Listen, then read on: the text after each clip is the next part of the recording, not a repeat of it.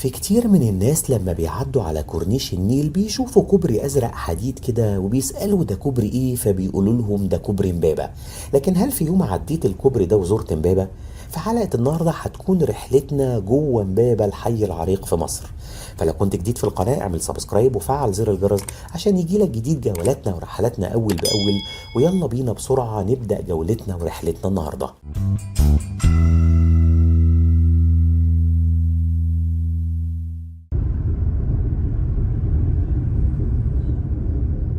هنبدأ رحلتنا النهاردة من على كورنيش النيل في إمبابة، وعلى شمالنا اسم شرطة إمبابة، والشارع اللي بعد الاسم مباشرة هو الشارع اللي بيوصلنا لميدان من الميادين المشهورة في إمبابة، وهو ميدان تاج الدولة، واللي يمكن محدش يعرف الاسم ده والكل بيسميه بالاسم القديم وهو ميدان الترولي.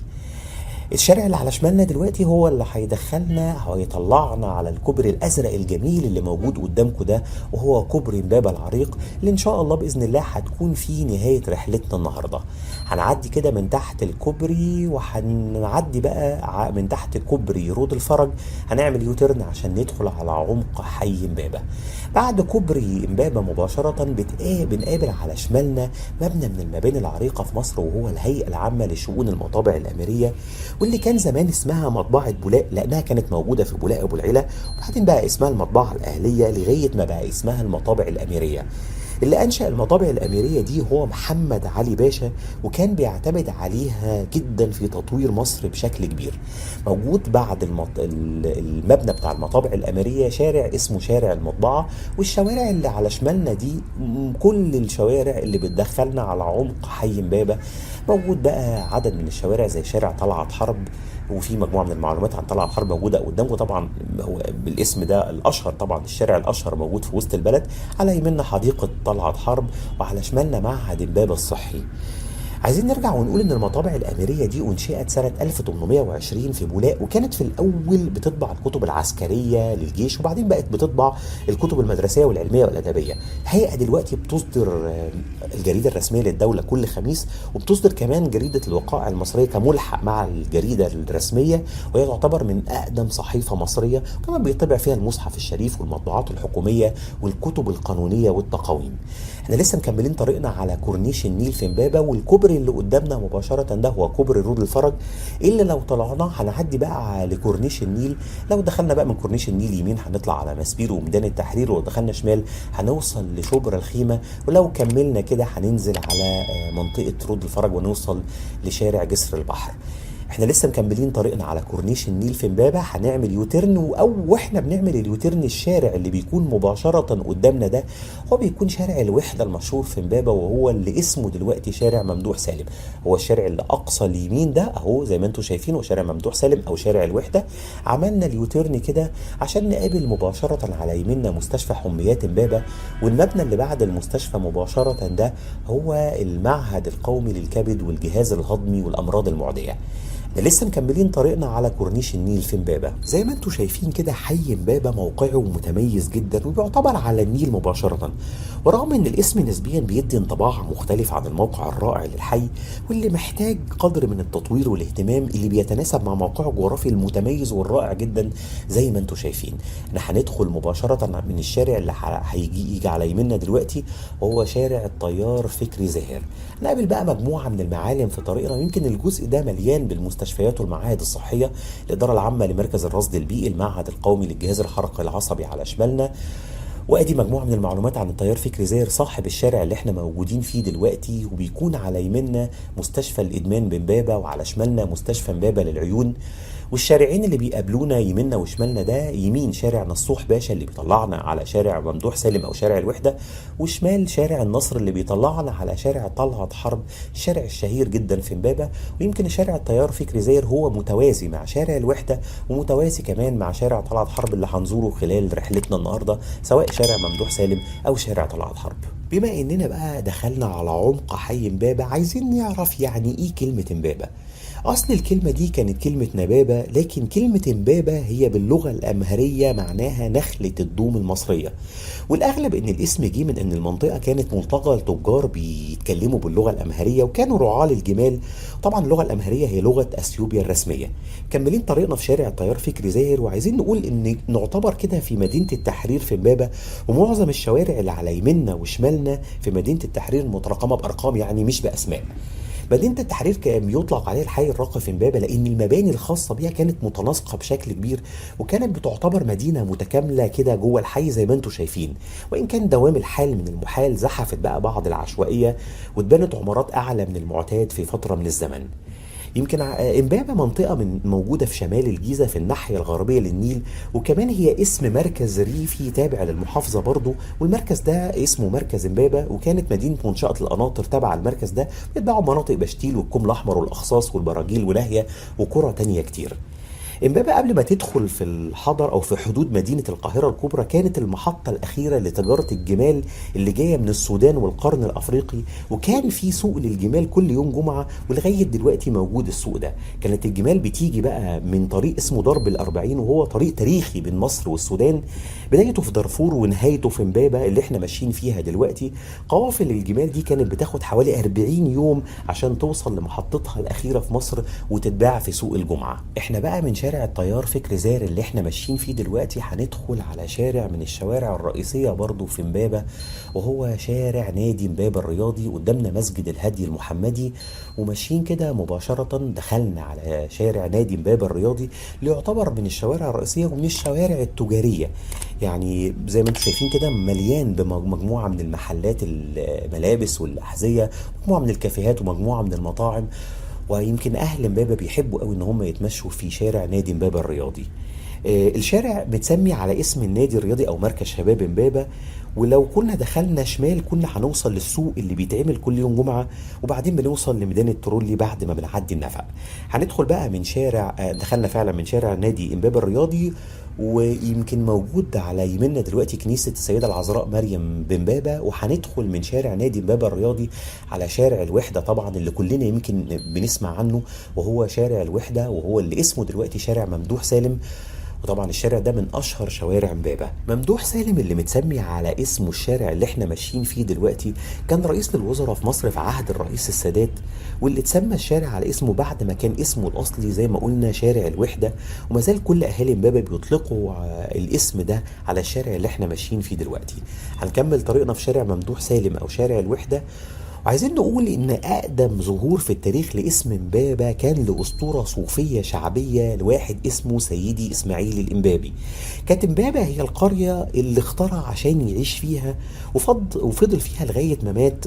واسم امبابة جه من اسمه، واتعمل مسجد وضريح للراجل ده، ولسه موجودين لغاية دلوقتي. دي احد الروايات برضو اللي بتتقال على الاسم ده بعد الرواية اللي حكينا عليها من شوية.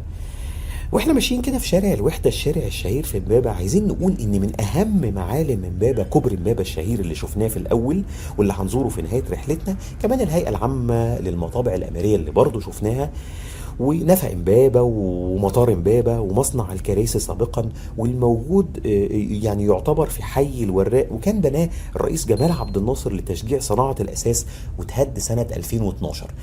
موجود دلوقتي قدامنا اهو كوبري رود الفرج اللي احنا شفناه في بداية رحلتنا من على الكورنيش. هنلف كده من تحت كوبري رود الفرج ونرجع تاني عشان نكمل رحلتنا داخل عمق حي امبابة من شارع ممدوح سالم.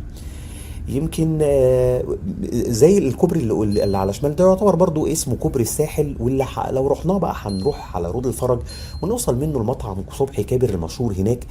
لكن احنا لفينا اهو وهنكمل طريقنا في شارع ممدوح سالم.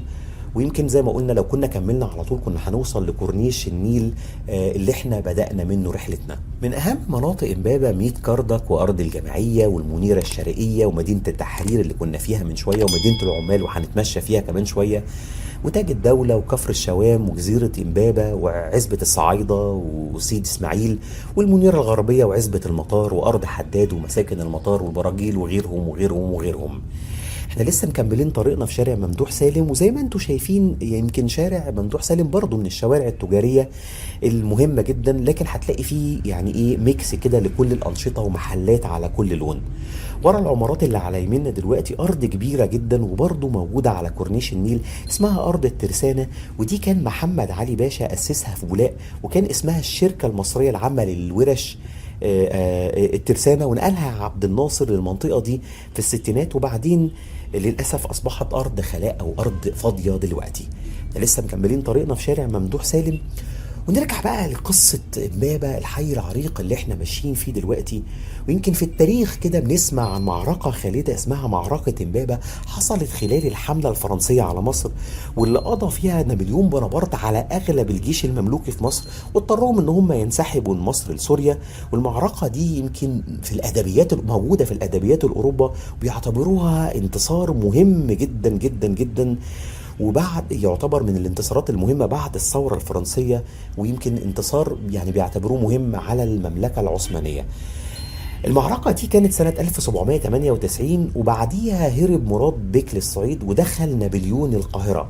بعد المعركة دي سماها نابليون معركة الأهرام المصرية، وده لأن الأهرامات كانت باينة من أرض المعركة اللي احنا أو من الأرض اللي احنا ماشيين فيها دلوقتي. يعني طبعا هي معركة من المعارك اللي أدت لاحتلال فرنسي لمصر، يعني لكن هي من المعارك المشهورة جدا في الجزء اللي احنا ماشيين فيه دلوقتي، وهي معركة إمبابة. ما زلنا كده بنتمشى بقى في شارع ممدوح سالم أو شارع الوحدة الشهير في حي إمبابة، وبنتفرج كده على الحي العريق حي إمبابة اللي زي ما قلت لكم محتاج قدر من التطوير والاهتمام عشان يعني يرجع له بهاء الشارع ورونق الشارع وجمال الشارع. احنا قربنا نخلص شارع ممدوح سالم، والشارع اللي بيقابلنا يمنا وشمالنا ده شارع البوهي. هنلف كده في الجزء ده ونرجع تاني عشان نستكمل رحلتنا داخل حي إمبابة الجميل. يمكن الملك إدريس السنوسي ملك ليبيا استقر في مصر وفي القاهرة، وسنة 1939 كان بيعد الجيوش لمساندة الحلفاء في الحرب عشان يسترد وطنه. ليبيا كان محتلة من الإيطاليين، وأقام معسكر للتدريب في إمبابة. قدامنا دلوقتي خريطة القاهرة سنة 1826، واللي كانت موجودة في كتاب وصف مصر الشهير اللي عمله علماء الحملة الفرنسية، وبين فيه إمبابة جنب قرى الجيزة التاريخية. يعني بصراحة تاريخ كبير جدا لإمبابة المنطقة اللي احنا ماشيين فيها النهاردة. احنا لفينا كده ورجعنا تاني من شارع ممدوح سالم، تقريبا احنا كده خدنا بقى شارع الوحدة او شارع ممدوح سالم كله، وهنكمل طريقنا كده عشان ندخل بقى في بعض الشوارع الفرعية عشان نتفرج عليها برضو. يعني مش هكتفي فقط بالشوارع الأساسية داخل إمبابة، هندخل في عدد كبير من الشوارع الفرعية اللي موجودة في حي إمبابة عشان برضو يعني ناخد فكرة عن الشوارع، سواء كانت الموجودة في مدينة العمال أو اللي موجودة في مدينة التحرير أو الشوارع الفرعية اللي موجودة في إمبابة بشكل كبير. لسه مكملين طريقنا في شارع ممدوح سالم، وهندخل منه على واحد من الشوارع الفرعية، وبعدين بنستكمل رحلتنا في حي إمبابة ونرجع على شارع نادي إمبابة الرياضي، وندخل بعد كده على شارع طلعت حرب عشان نتفرج على حي إمبابة بشكل كبير. هنكمل طريقنا كده، والشارع اللي موجود على يمنا بعد ما بنطلع المطب الصناعي ده هو تقريبا الشارع اللي هندخل منه، والشارع ده اسمه شارع المنيرة. لا هو مش الشارع ده، احنا هندخل اظن من الشارع اللي جاي وهو شارع المنيرة. عايزين نقول ان امبابة بدأت اهميتها تزيد لما اتبنى كوبري امبابة سنة 1890. كان الكوبري الهدف منه مرور قطارات الجيزة، وبعدين ان هي تعبر نهر النيل عشان توصل لمحطة مصر في قلب القاهرة. اتسمى الكوبري والمحطة باسم امبابة، وبعدين سنة 1913 اتبنى كوبري بقى حمولته أكبر، واللي هو كوبري امبابة اللي موجود دلوقتي، وفي طريق للعربيات وفي طريق تاني للقطارات. احنا دخلنا بالفعل من شارع المنيرة الرئيسي، وادي بقى يعني دخلنا كده على جزء من الشوارع الفرعية اللي موجودة في حي امبابة، وهنطلع منه كده من شارع فرعي تاني عشان نرجع على شارع نادي امبابة الرياضي. يعني بصراحة زي ما انتم شايفين كده بتتفرجوا بقى على شكل العمارات. طبعا العمارات شكلها قديمة، يمكن فيها بعض العشوائية، لكن الشارع في الأصل منظم، أو الحي في الأصل حي منظم، يعني مش عشوائي على الإطلاق. حي إمبابة حي منظم، محتاج زي ما قلت لكم قدر من التطوير، إن شاء الله بإذن الله هيكون من الأحياء الجميلة. يعني ندعي للحاج اللي قدامنا ده يعني بدوام الصحة وبالشفاء العاجل ان شاء الله بإذن الله. يا ربنا يديله الصحة يا رب بإذن الله.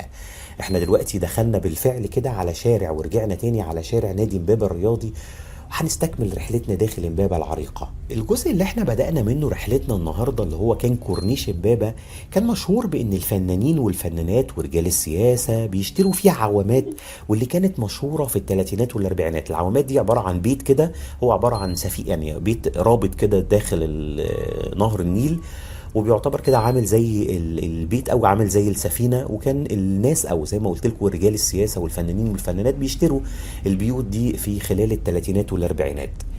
يمكن امبابة ومن الثلاثينات كانت منطقة صناعية مهمة جدا جدا، كان فيها مصنع الشربجي للنسيج واللي كان ملك الأقمشة ساعتها. كمان كان فيها شركة الأنجلو إيجيبشن موتورز، ودي كانت سنة 1937. على يميننا دلوقتي مسجد الرحمن اللي موجود في شارع نادي امبابة الرياضي.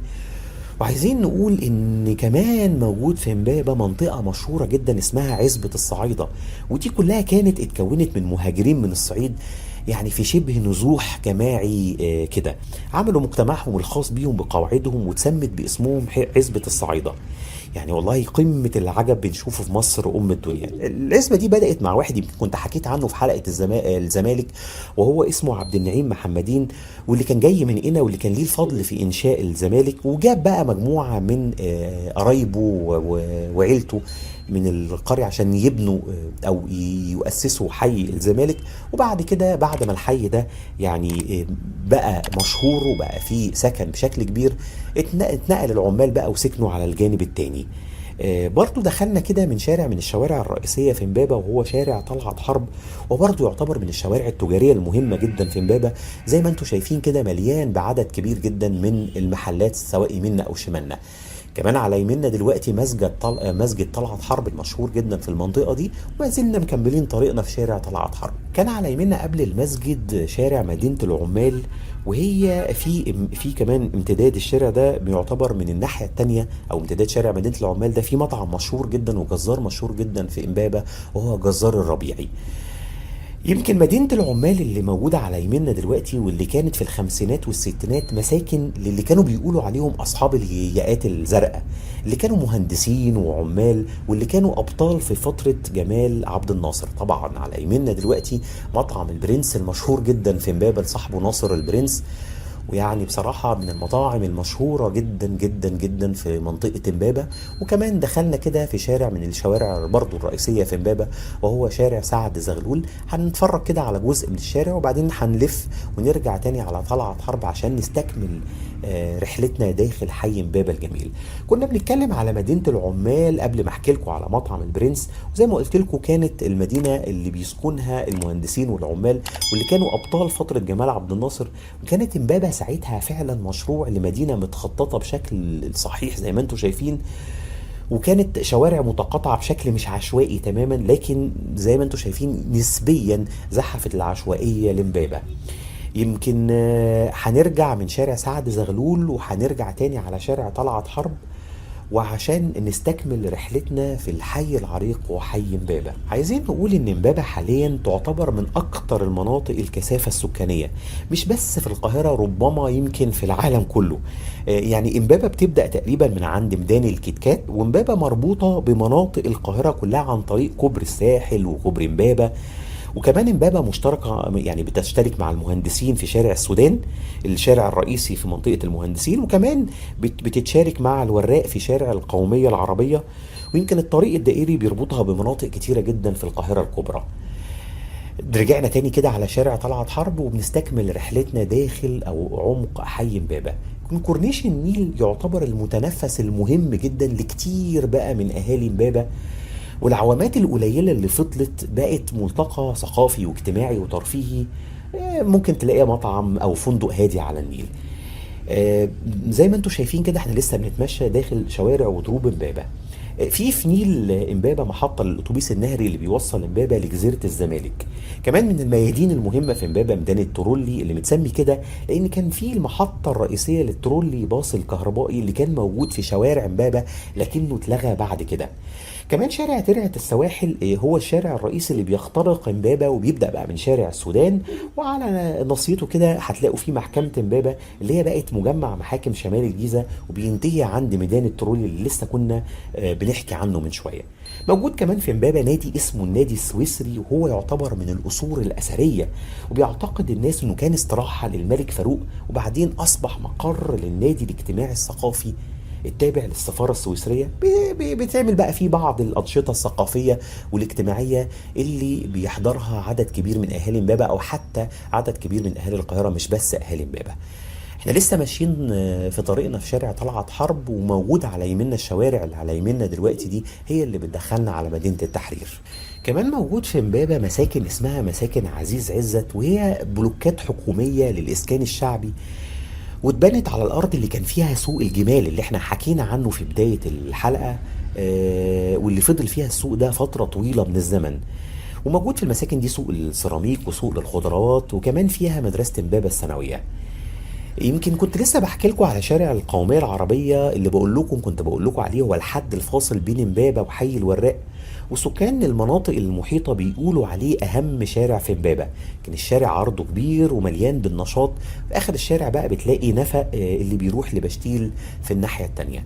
احنا لسه مكملين طريقنا في شارع طلعت حرب، وهندخل برضو على جزء من الشوارع الفرعية والجانبية في حي امبابة عشان نتفرج عليه، وهو الشارع اللي احنا داخلين فيه دلوقتي حالا اهو.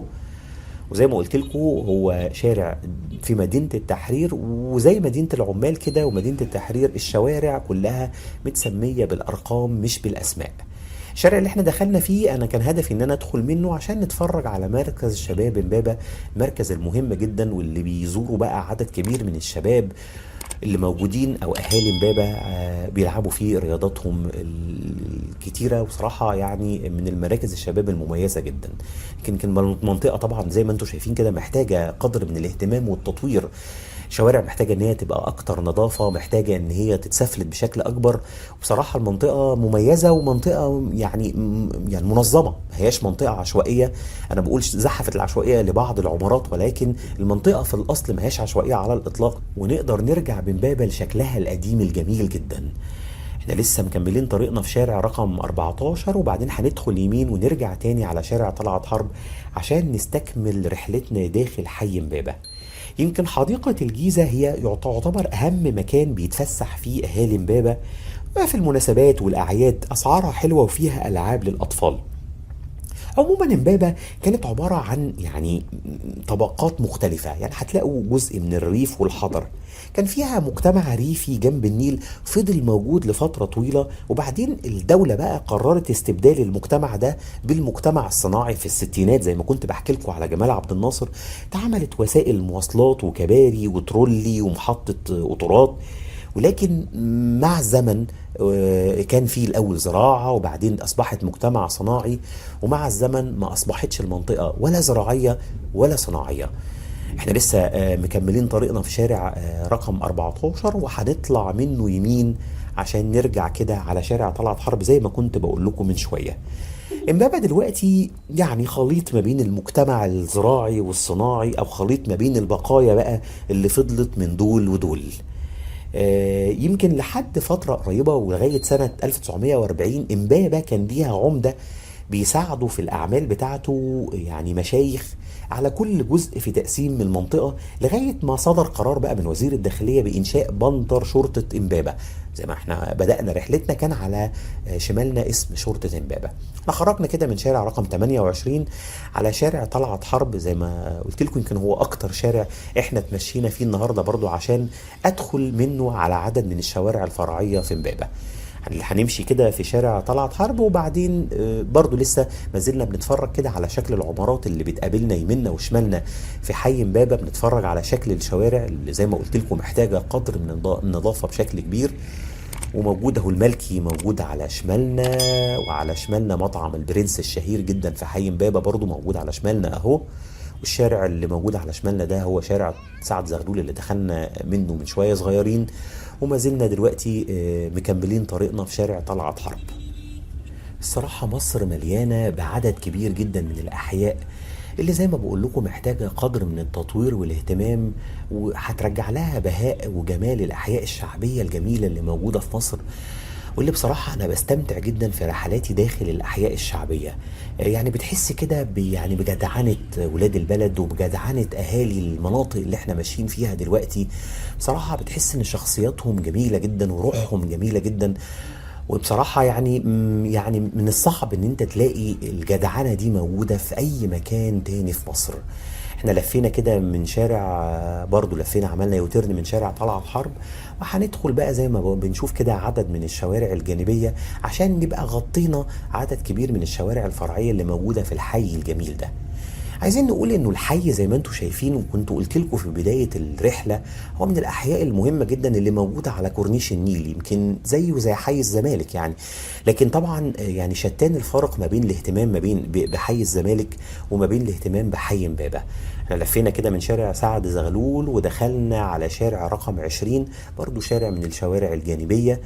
وزي ما انتم شايفين كده شكل البيوت الجميله اللي بيسكنها اهالي مصر الطيبين الجمال جدا، اللي زي ما قلت لكم بيتمتعوا بقدر كبير من الشهامة والرجولة والجدعنة. لسه مكملين طريقنا، واديكوا شايفين بقى الستات الطيبة وهي نازلة بتشتري الخضار وبترجع بقى كده بيوتها الجميلة دي وتطبخ لأزواجها وولادها. صراحة حياة جميلة جدا وحياة بسيطة جدا. ويعني بصراحة يعني أظن العيشة في اللي بيعيش في الأحياء الشعبية دي بيكون صعب عليه جدا إنه يروح أي حي آخر. يعني بيبقوا متمسكين جدا بأحيائهم الشعبية وبشوارعهم الجميلة اللي احنا ماشيين فيها دلوقتي، وبيكون صعب عليهم ان هم يسيبوا الاماكن دي اللي تعودوا ان هم يعيشوا فيها قريبين كده من جيرانهم في لحمه. هتلاقي هنا كل الناس يعرفوا بعض بشكل كبير، مش الجيران بس اللي موجودين داخل العمارات، لكن هتلاقوا الناس هنا بشكل كبير جدا يعرفوا بعض وبيسلموا على بعض وبيقعدوا مع بعض على القهاوي. وطبعا يعني لو حصل لاي حد منهم اي حاجه هتلاقي يعني الناس كلهم في ظهر بعض كده وبيسندوا بعض ساعه الزنقه. يمكن انا بس الجزء اللي قدام ده زحمه شويه، فانا مش هكمل بقى طريقي كده وهلف وهرجع تاني عشان اطلع على شارع طلعت حرب، وبعدين هنطلع بقى من شارع طلعت حرب على شارع كورنيش النيل مره تانيه، عشان هننهي رحلتنا النهارده ان شاء الله ان احنا نعدي من كوبري امبابه اللي حكيت لكم عليه في بدايه الرحله، وهنحكي عليه بشكل موسع واحنا ماشيين عليه في نهايه الرحله.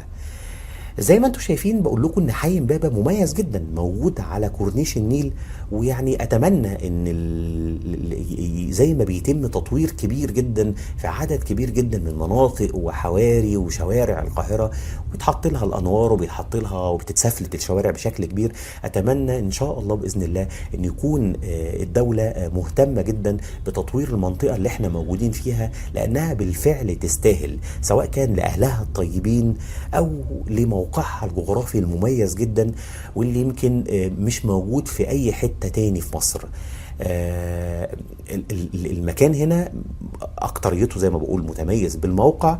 طبعا في مناطق قديمة وعريقة جدا زي حي السيدة زينب المتميز بالموقع ومتميز بالمعالم والآثار التاريخية المميزة جدا اللي موجود برضو يعتبر في وسط البلد، ويعتبر حي امبابة برضو مش بعيد عن وسط البلد. قلت لكم هو بيبتدي تقريبا من عند ميدان الكتكات كده اللي هو بيتفرع منه شارع السودان، وقلت لكم انه حي امبابة يعني يمينه او هو بيشترك مع حي المهندسين الجميل جدا من شارع السودان. احنا مكملين طريقنا كده في شارع طلعت حرب، ويمكن هنكمل طريقنا. هندخل بس قبل ما نطلع على كورنيش النيل في شارع من الشوارع برضو المشهورة وشارع العامل، اللي ممكن لو كملناه برضو هنطلع على الكوبري، لكن احنا هنلف منه ونرجع تاني عشان نطلع على الكوبري من كورنيش النيل من الشارع اللي احنا بدأنا منه رحلتنا النهارده. لسه مكملين طريقنا في شارع طلعت حرب، وزي ما بنشوف كده قلت لكم في بداية الحلقة ان طبعا الشارع الاشهر اللي بتسمي على اسمه طلعت حرب الاقتصادي المصري الكبير هو الشارع اللي موجود في وسط البلد، وموجود فيه ميدان طلعت حرب اللي بيدخلنا على عمق وسط البلد الجميلة جدا في مصر. احنا لسه مكملين طريقنا، وزي ما قلت لكم كده هدخلكم كده على شارع العامل اللي موجود على يميننا دلوقتي. ندخل منه كده، نبص بصة عليه بشكل سريع، وبعدين نلف ونرجع تاني عشان نستكمل رحلتنا في شارع طلعت حرب اللي هيطلعنا مباشرة على كورنيش النيل. وبعدين بعد كده هندخل بقى على كوبري امبابة الجميل جدا، هنعدي بيه كورنيش النيل ونرجع كده في نهاية رحلتنا. زي ما انتم شايفين كده ادي شارع العامل اللي دخلنا منه اهو. وطيب احنا ممكن كمان زي ما دخلنا الشارع ده بدل ما نعمل اليوتيرن احنا ممكن ندخل يمين دلوقتي من برضو من احد الشوارع الجانبية في منطقة امبابة الجميلة. دي شارع برضو من الشوارع الجانبية متشابه للشارع اللي احنا شفناه من شوية، واسمه شارع الكرم. يعني شوفوا كده مجموعة من الاسماء اللي موجودة للشوارع. هتلاقوا شارع الكرم وشارع الرجاء، واظن في شارع الاخلاص كمان متسميه على اسم الاخلاق الحميده اللي الرسول عليه الصلاه والسلام وصانا ان احنا يعني نهتم جدا بالاخلاق، وهي من الاساسيات اللي اتبنى عليها الدين الاسلامي الحنيف.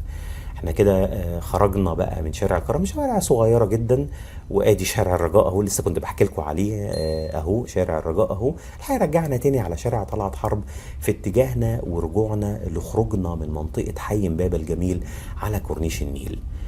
زي ما انتم شايفين كده، اتفرجوا هتلاقوا كده مزيج بقى زي ما انتم شايفين كده من القهاوي اللي اهالي امبابه الجمال بيحبوا ان هم يقعدوا عليها، وادي مطعم فول وطعميه موجود قدامنا. وزي ما بقول لكم كده يعني هنا الشوارع هنا هتلاقوا فيها مزيج ما بين البيوت القديمه اللي موجوده اللي ارتفاعاتها قليله مش كبيره في الجزء ده، وهتلاقوا فيه مجموعه من المحلات الجديده اللي اتبنت جديد، وهتلاقي فيه مجموعه من الكافيهات والمطاعم. بصراحة يعني حي زي ما بقول لكم من الأحياء الجميلة الممتعة جدا، واللي لما بتتمشى فيها بتحس قد إيه مصر عريقة وقد إيه مصر جميلة. لكن زي ما بقول لكم محتاجة قدر من الاهتمام والتطوير عشان ترجع ليها يعني بهائها وتاريخها وعراقتها اللي مشهورة جدا عند يعني في كل أنحاء العالم. وزي ما بيقولوا كده مصر أم الدنيا، إن شاء الله بإذن الله مصر أم الدنيا بالفعل. احنا قدامنا دلوقتي اهو طلعنا بقى على شارع كورنيش النيل اللي احنا بدأنا منه رحلتنا النهاردة. زي ما انتم شايفين كده اهو طلعنا على شارع كورنيش النيل، نمشي حتة صغيرة كده وبعدين هنلاقي نفسنا ندخل الشارع اليمين اللي هيدخلنا على كوبري امبابة الجميل. عايز اقول لكم ان كوبري امبابة اللي احنا رايحين ليه دلوقتي يعتبر من التحف الفنيه، يعني هو تحفه فنيه في حد ذاته. يمكن انتوا خدتوا بالكم واحنا بنعدي من عليه في بدايه الرحله بصراحه، وهو بقى موجود قدامنا اهو، بقى باين قدامنا اهو مباشره. احنا هنعديه برضو وبعدين هندخل من الشارع اللي بعديه مباشره، وهو الشارع اللي هيخلينا نعدي من عليه. زي ما انتم شايفين كده هو تحفه فنيه، وادي العربيات اللي ماشيه فوقيه موجوده اهو، هنمشي فوقيه دلوقتي حالا. وزي ما انتم شايفين كده كمان في سلم ممكن يطلعنا على كوبري امبابه لانه في مسار للمشاة كمان. يمكن الكوبري ده اتصور عليه عدد كبير جدا من الاعمال الفنيه، وزي ما بقول لكم هو يعتبر شكله جميل جدا والمشي عليه ليه طعم مختلف. الكوبري ده زي ما بقول لكم اتصور عليه افلام كتيره جدا. وطبعا يعني يمكن قبل الكوبري كل اللي كان عايز يروح امبابة كان بيركب مركب او معدية عشان يتنقل وينقل بضاعته، وكانت طبعا رحلة متعبة جدا، ولغاية ما اتعمل الكوبري ده واللي غير من شكل امبابة تماما. زي ما انتم شفتوا كده دخلنا من الشارع اليمين وادينا بقى دخلنا على كوبري امبابة الجميل. زي ما انتم شايفين الجزء اللي على شمالي ده هو ده المسار الخاص بالقطر، وادي المسار الخاص بالعربيات اللي رايح على كورنيش النيل.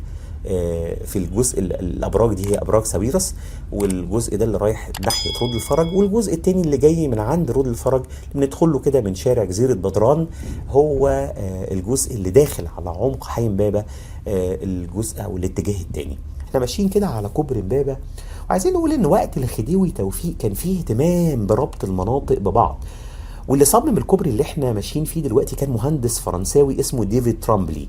واتحمس لفكرة ان الكوبري يعدي من عليه القطر ويوصل لباب الحديد، وعشان كده صمم الكوبري من الحديد. وكان في امكانية ان الكوبري ده يتفك ويتحرك بالكهرباء عشان يعدي السفن المتحملة بالبضايع. وفعلا زي ما انتم شايفين كده اتعمل خطين سكة حديد في نص الكوبري.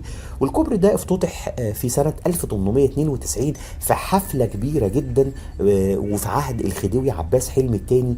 لكن بعد كده اتعمل كوبري تاني اكبر واعرض سنة 1913، وهو الكوبري اللي احنا ماشيين فيه دلوقتي. لكن طبعا استعانوا بالاصل الخاص بتصميم الكوبري اللي احنا ماشيين فيه دلوقتي، وهو كوبري امبابة. تحتينا مباشرة ادي كورنيش النيل في الاتجاه التاني.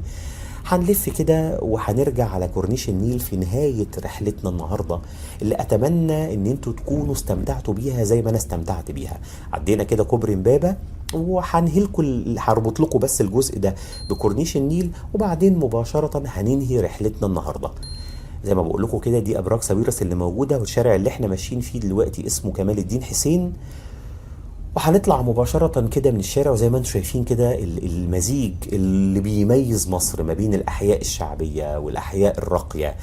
كان حي بولاق أبو العلا، جنبيه حي الزمالك، حي المهندسين، جنبيه حي بولاق الدكرور. هتلاقوا عدد كبير من الأحياء، جاردن سيتي جنبيه السيدة زينب والمنيرة. عدد كبير جدا من الأحياء الشعبية جنبيها عدد كبير جدا من الأحياء الراقية. رجعنا بالفعل كده على شارع كورنيش النيل. ويعني اتمنى ان فيديو النهارده يكون عجبكم.